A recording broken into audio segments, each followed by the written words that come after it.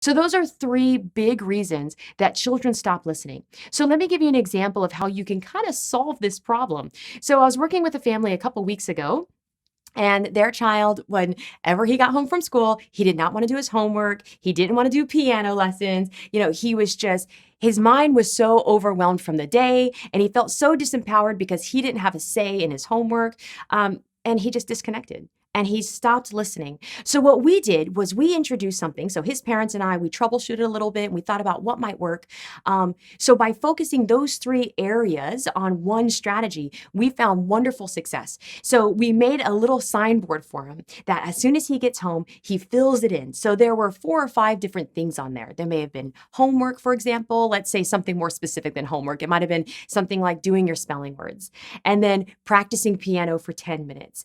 But then we also threw in something fun like free play for 10 minutes, something just so it felt a little bit more empowering. So when he gets home, he fills in the blanks of what he wants to do in what order.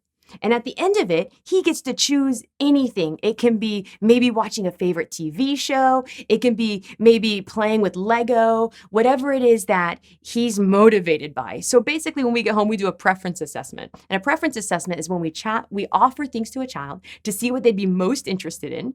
And whichever one they reach for, or whichever one they really, really want, we use that as motivation for the end of the activity. So they're now working towards something.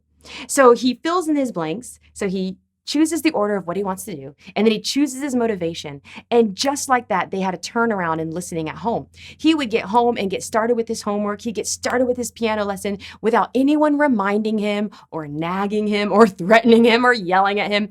All of those other things went out the window because there was no need, because we took the time to give him choices, which was empowering. We connected with him by letting him choose his own motivation. That by itself put us on the same page. And then we modified and simplified his afternoon so he knew exactly what was expected of him.